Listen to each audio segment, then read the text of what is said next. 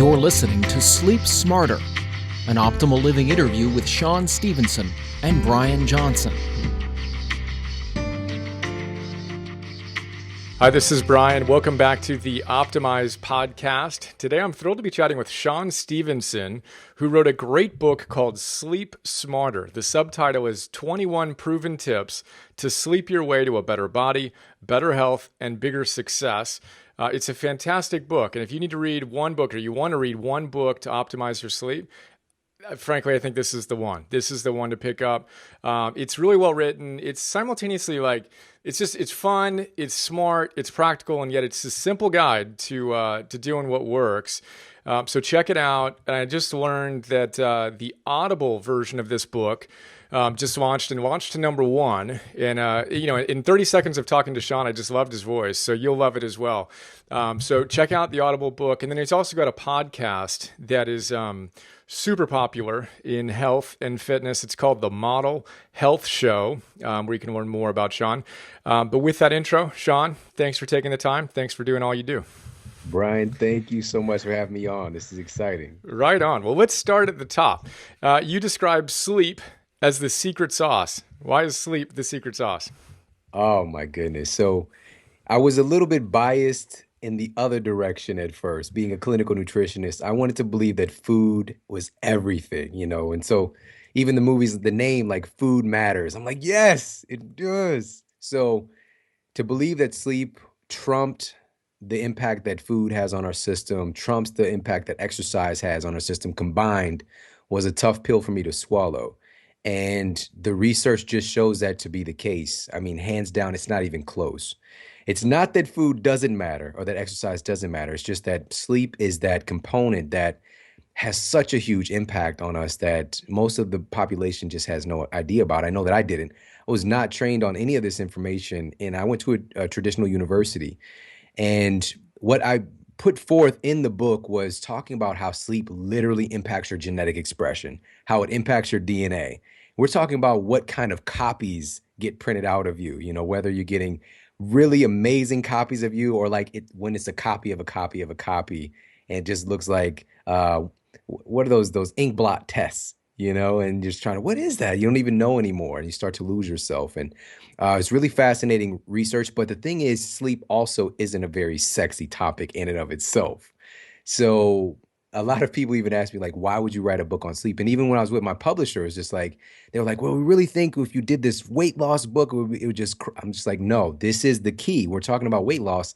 This is the actual key. So this is the angle that I found to make it sexy. And also my brand itself, being somebody who can actually take something that might be mundane or even complex and make it simple and entertaining and something that you actually resonate with. And one of those big catalysts was this connection with weight loss, which I would love to share really quickly if that's okay. Yeah, I was actually going to ask you for some of your favorite research, so please do.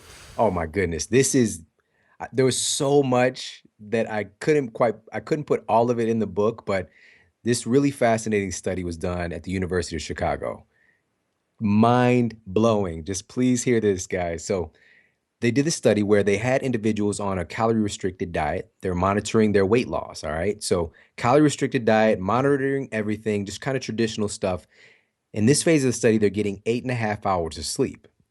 Another phase of the study, same exact diet, monitoring everything, counting calories. Now they sleep deprive them, 5.5 hours of sleep. At the end of the study, they found that when the individuals are getting 8.5 hours of sleep, they lost 55% more body fat. All right, 55%. And I didn't say weight, actual body fat. You cannot get that from beating the crap out of yourself in the gym. You can't get that from dieting for, even a month. You can't get that kind of result. So my question immediately is like, first of all, it's fascinating. And people are like, wow, well, I didn't know sleep mattered that much with weight loss or fat loss. But I'm always like, why? Why does this matter? How did this happen? Well, there's a couple of key components, and I'll share some of them with you. So number one, human growth hormone. Human growth hormone is also considered the, quote, youth hormone. And it's one of the things that it does is protective over your lean muscle tissue. So we know about when we hear HGH, we tend to think of like Barry Bonds and Marion Jones, Jason Giambi, Mark McGuire. I live in St. Louis, so he was a big deal. Mark, you let me down. But anyway, so please understand that human growth hormone is something we endogenously produce within ourselves. And they weren't taking it to make them bigger. It doesn't necessarily make you bigger. It makes you recover faster and it protects your lean muscle.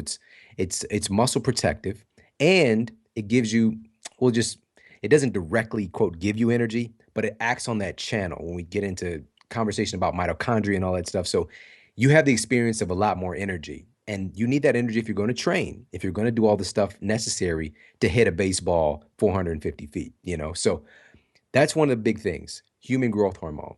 You get the greatest secretion of that during this anabolic window of sleep. All right. You can't get that anywhere else. Squats are awesome. Fasting is awesome, but you get the biggest secretion from sleep. Another thing, check, this is really crazy. And nobody's talked about this yet. Now, these are a lot of these ideas I'm pushing out in the culture. Some of these things I've been talking about for years, with the blackout curtains and all this stuff. Now it's popular culture and just like, well, I've heard that before. Well, maybe I had something to do with that. I'm just going to put that out there. But also, what is the deeper connection? What is the real deep why? Why does this actually work? And that's what I hope people can walk away with today. So, melatonin. Everybody has heard about melatonin. It's this glorified sleep hormone. Well, I just came across a study just a couple months ago that found that melatonin has some really powerful fat loss attributes. All right. So check this out. So melatonin has been found to increase your body's ratio of something called brown adipose tissue, or BAT. All right. You can call it bat fat, like Batman. It's bat fat. All right. So brown adipose tissue. Brown adipose tissue functions more like muscle in the fact that it burns white adipose tissue. So brown adipose tissue is this kind of quote good, really good body fat. All right. And the white adipose tissue is the fat that kind of like the gooey stuff that we all just kind of want to get rid of. So by increasing your level of brown adipose tissue, it immediately increases your metabolism. Melatonin does that. All right. So, and here's the thing, if you're not on a normal sleep cycle, a normal sleep rhythm, you don't have optimal sleep cycles, you're not producing optimal melatonin, you're missing out on all those fat burning capacities. Another one really quickly, cortisol. Cortisol is very destructive for your muscles if it's not produced in the right amounts. Cortisol is not a bad guy. It's just when it's produced at the wrong time and when it's too much. All right. It's this process it can do called gluconeogenesis, where basically it can break down your lean muscle tissue, which again, muscle is your body's fat burning machinery. All right. So kind of like the brown adipose tissue. If you lose muscle, you lose metabolic firepower, and cortisol can break your muscle down. So optimal sleep helps to reduce your cortisol levels. And also, it's just a big intimate relationship. Maybe we could talk more about it. Last two things super quick. Leptin, Stanford University found that one night of sleep deprivation dramatically suppresses your leptin. And leptin is your body's satiety hormone. So you're immediately going to be more ravenous the next day. And you will notice this. Everybody's had this experience. When you're sleepy, especially if you're up late, you're not going to go and like make a salad. If 1 o'clock in the morning you're watching How to Get Away with Murder. Hell, hold on. Let me pause. I'm going to go make a salad, make some broccoli. No, you're going to go get some chips or some ice cream or some cookies or some snackies. You're going to go get a snacky poo on, because that's really what our biology is going to compel us to do, because of suppression of leptin and increase in ghrelin, which is our hunger hormone. I can go on and on, obviously, but those are just some of the principles that should make it a lot more attractive and engaging to know that, hey, getting optimal sleep is actually going to help to transform my body. It's so good. And that same attitude and kind of humor and distillation of, hey, this is what you need to be thinking about, is what the book is all about, which is one of the reasons why I loved it so much. And frankly, if that wasn't enough to sell you already, then I don't know what's up, But if you're listening to this, you already know that there's so much potential here. And again, I love that quick breakdown. Obviously, we can talk about that for a lot longer. For now, check out the book for more data on that and the podcast, et cetera. I'd love to hear kind of the number one tip, and then I'll get into some other ideas. But what's your number one tip? Knowing that we're now inspired to optimize our sleep, what's the number one tip? Wow, that's a tough one. That's a really tough one, because there's 21 strategies in the book, and I'll preface this before I give the tip. I'll say that it's really going to be unique to you, whatever that thing is, because we have to, and that's what I really pride myself on in my practice over the years was helping people to find that thing that fits with their lifestyle. So you don't have to try and turn your whole world upside down just to get the result. That's why the book is called Sleep Smarter, not Sleep More. All right, because it's not trying to get people to change too much in their life, but just how can I tweak this thing over here that can pay a big dividends when I lay my head down at night. So with that said, if I could, I'm gonna give two. All right. You can do whatever you want. All right. Let me give a super low hanging fruit and then one that I feel is the number one most important. Super low hanging fruit. If you time your exercise right, this will show up as better sleep. All right. And not just better sleep, I'm talking about improved human growth hormone production, improved blood pressure, all this stuff. Okay. So Appalachian State University did a study and they had exercisers train at 3 different times over the course of the study period. In phase 1, they trained at 7 a.m. in the morning. Phase 2, 1 p.m. in the afternoon, right in the middle. And phase 3, 7 p.m. in the evening. At the end of the study, they found that the morning exercisers had more optimal sleep cycles. Their sleep cycles were more efficient. They tended to sleep longer. They spent more time in the deepest, most anabolic stages of sleep where you're producing human growth hormone. And they found that they had a 25% on average decrease in blood pressure at night as compared to the other 2 groups. And what that means is basically when your blood pressure is decreased in the evening, it's a symbol of an activation of what's known as your parasympathetic nervous system or your rest and digest system. It just gets you out of that busyness and that kind of anxiety and hyped up feeling so you can actually get great sleep. So if you get some exercise in the morning, this is going to help you to sleep better at night. So the quote to take away is that a great night of sleep starts the moment you wake up in the morning. And this doesn't mean you need to turn your whole world upside down, because if you're not a morning exerciser who's going to the gym, you don't have to do that. Literally just 4 or 5 minutes of exercise can help to get this effect. Okay, so what does that look like? Well, this could be 5 minutes of jumping on a rebounder, which is what I did today. I did 10 minutes jumping on a mini trampoline, which NASA said is the best exercise for humans, and they're literal rocket scientists. Or you could do some body weight exercises, 4 minutes for Tabata, which is 20 seconds on of exercise, 20 seconds of rest. You could just do body weight stuff.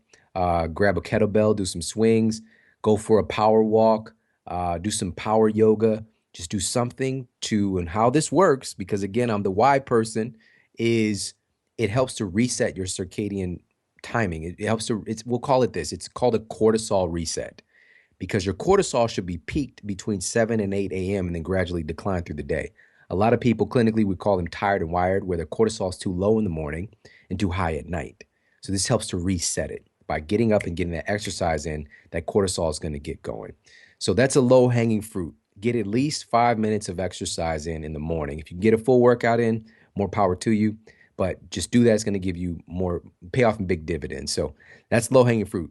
A little bit tougher because of I'm just going to say the word. We're addicted. All right. We're addicted to our technology. I love my iPhone. I love my Mac. I'm talking to you on this. It's amazing. But we have an understanding. My Mac and I, we have a good relationship now. Whereas, before I'd be up at 1 o'clock in the morning doing the laptop lap dance like a lot of people, And here's the thing. I break down in the book actually the neurochemicals involved in this addiction and why it's so difficult when you hear this. But here's the thing.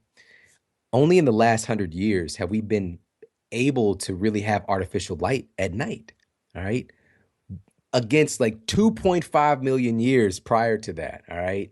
Only it's a snapshot. And so we have not evolved to be able to handle this. And so Harvard researchers have confirmed that blue light exposure specifically, which is definitely emanating from your screens, from your TV, your laptop, your iPhone.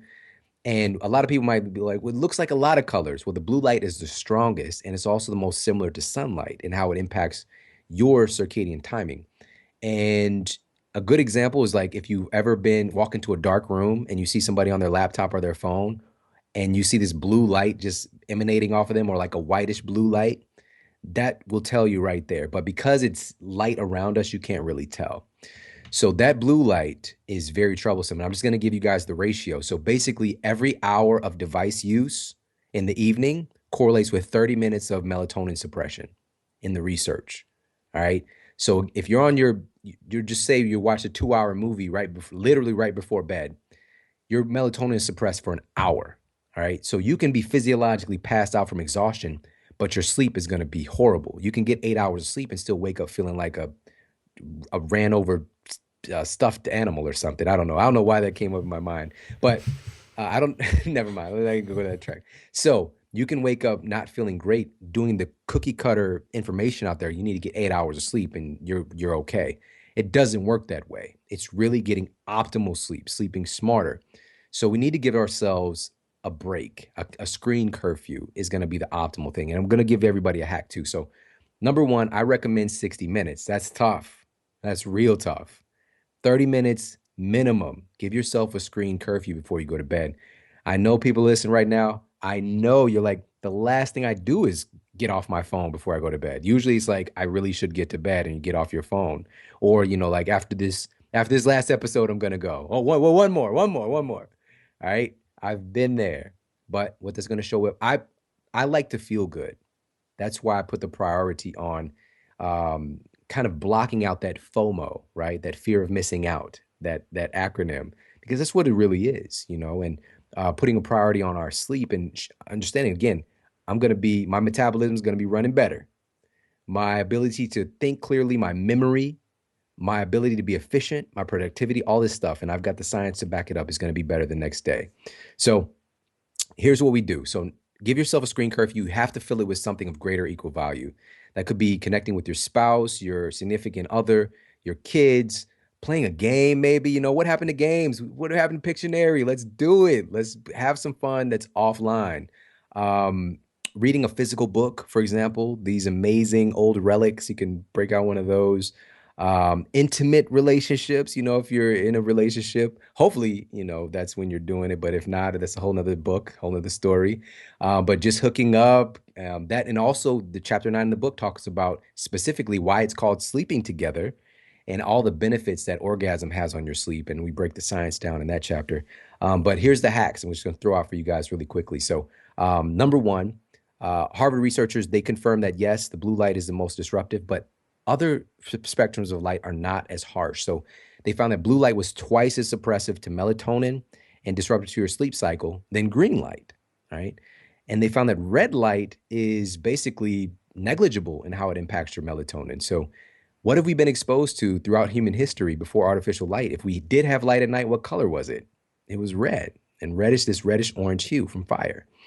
So what these amazing companies have found, so Apple already on all the iPhones now, and even the new iPhone, they put a tool called Night Shift that pulls out the most troublesome blue light from your screen, all right, based on when it gets dark in your area, and it does it automatically. And they did this, Apple, we're talking billion, multi-billion dollar company. They're not doing this for just no reason. It's because the science is really thick that it is hurting you. And I think they're doing a proactive thing like the McDonald's thing, where it's like, I know I'm the one buying this cheeseburger, but it's your fault, McDonald's. It's like, I've been using this device. I didn't know that it was potentially causing me to have cancer. All right. And we talk about that in the book as well. The World Health Organization has come out and said that shift work, so working overnight, is a class 2A carcinogen because it contributes to cancer so much. But that's a whole nother track. But so get yourself, use that on your device if you have Apple product.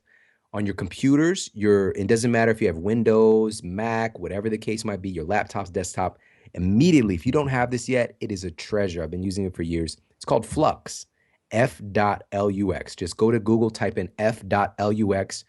It takes just a couple seconds. It'll get put on your computer, and it does the same job as Night Shift, pulling out the most troublesome spectrum of light from your screen.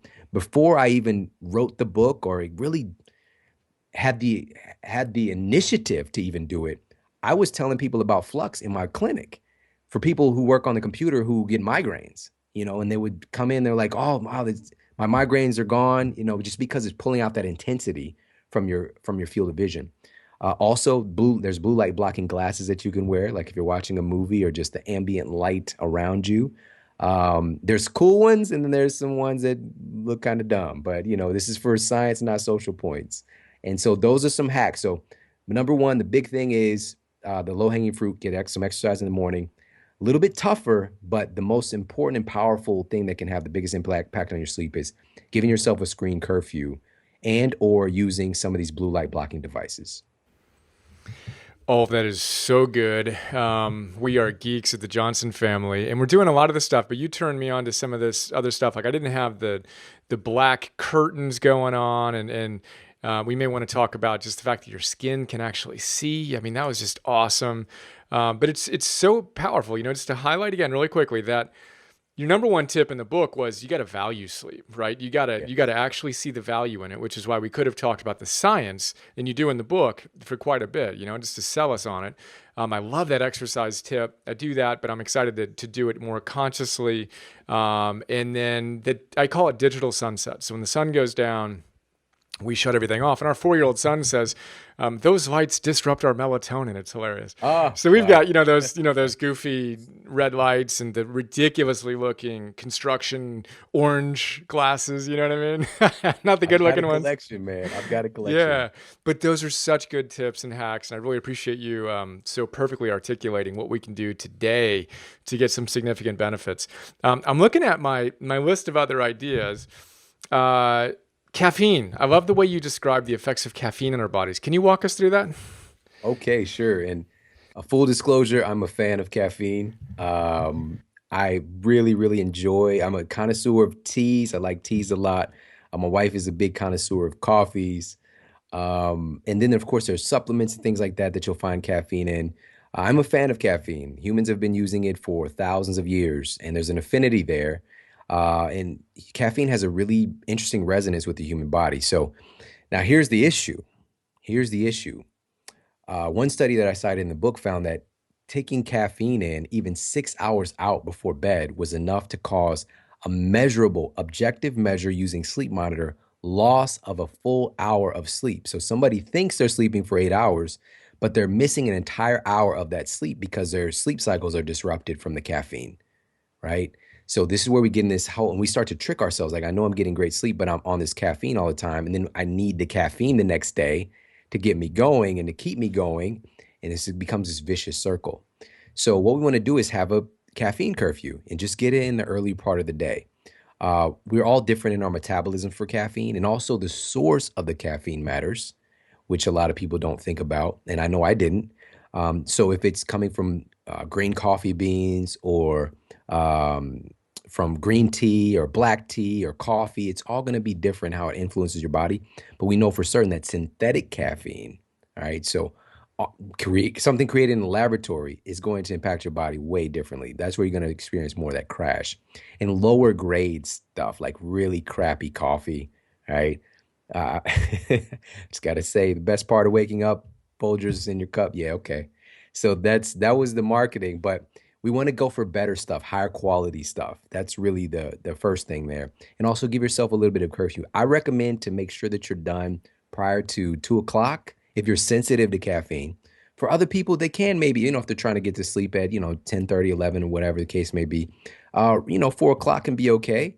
But as long as it's a smaller amount, all right? Because here's the thing, and this is probably what really got you about it.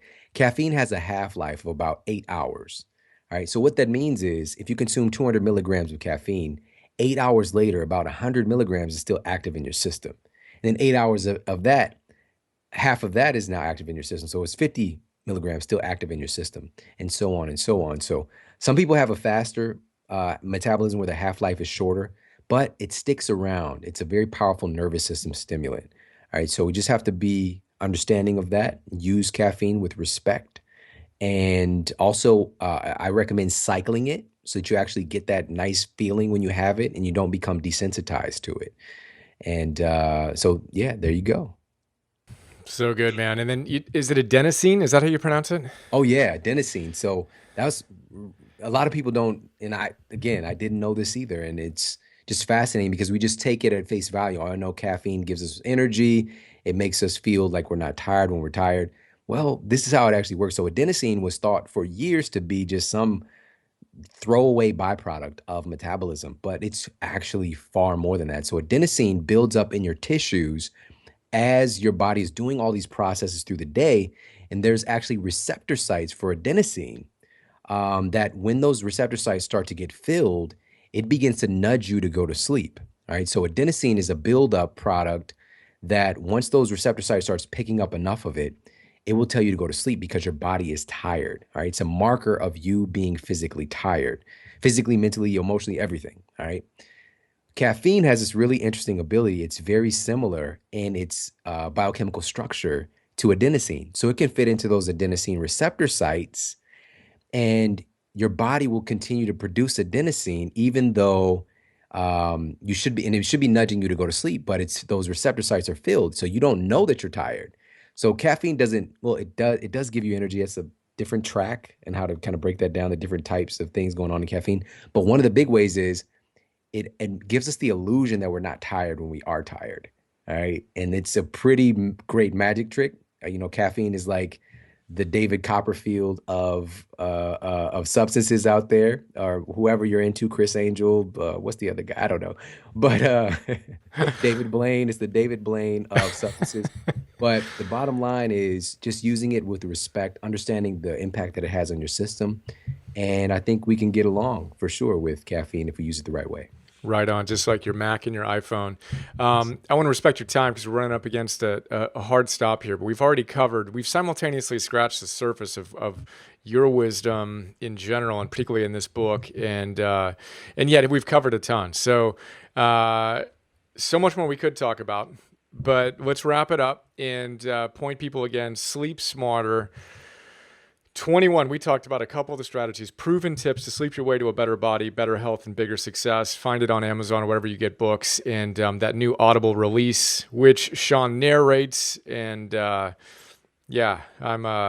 interviewed one of my friends, Pilar Gerasimo, who has an equivalently magnetic voice on the feminine side. So I imagine your Audible book will be fun to listen to. And then, of course, the podcast, The Model Health Show.